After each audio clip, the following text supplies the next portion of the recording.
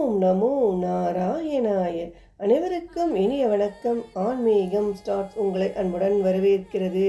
திருப்பாவை பாசுரம் 19 பொருள் விளக்கம்.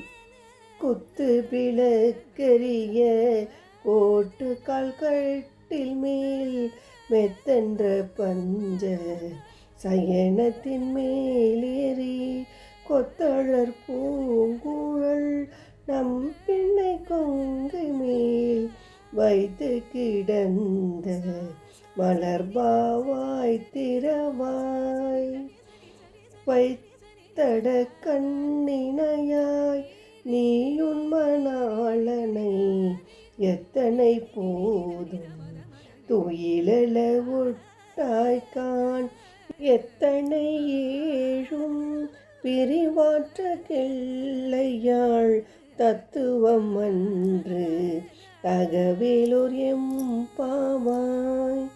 பொருள்: குத்து விளக்கெரிய யானை தந்தத்தால் ஆன கட்டில் மேல் விரிக்கப்பட்ட மிருதுவான பஞ்சு மெத்தையில் விரிந்த கொத்தாக பூசூடிய நற்பிண்ணையின் மார்பில் தலை வைத்து கண் மூடியிருக்கும் மலர் மாலை தரித்த கண்ணனே, நீ எங்களுடன் பேசுவாயாக. மை பூசிய கண்களை உடைய நப்பின்னையே, நீ உன் கணவனாகிய கண்ணனை எவ்வளவு நேரமானாலும் தூக்கத்தில் இருந்து எழுப்புவது இல்லை. காரணம், கண நேரம் கூட அவனை பிரிந்திருக்கும் சக்தியை இழந்து விட்டாய். இப்படி செய்வது உன் சுபாவத்துக்கு தகுதியாகுமா?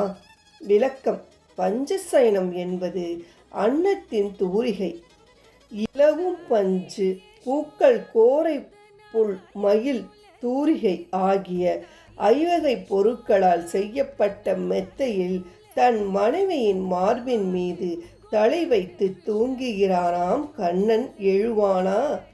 அவன்தான் எழ விடுவானா? ஆனாலும் கண்ணன் ஓரக்கண்ணால் தன் பக்தர்களை பார்க்கின்றாராம். நீ எங்களுடன் பேசு என்று பாவை பெண்கள் கோரி எழுப்ப, அவன் ஓரக்கண்களால் பார்த்து, நீங்களே அவளிடம் சொல்லுங்கள் என்று தன் மனைவியை நோக்கி சைகை காட்டுகிறானாம். தாயே, நீயே எங்கள் கோரிக்கையை கவனிக்கவில்லையானால் அந்த மாயவனிடம் யார் எடுத்து சொல்வார்கள்? அவன் உன் மார்பில் தலை வைத்து கிடக்கும் பாக்கியத்தை பெற்றவன். நீ எங்களுக்கு அவன் வாயால் நன்றாயிருங்கள் என்று ஒரே ஒரு ஆசி வார்த்தை கிடைத்தால் போதும் என்கிறார்கள். நாளை திருப்பார்வை 20 பார்க்கலாம். நன்றி, வணக்கம். ஓம் நமோ நாராயணாய.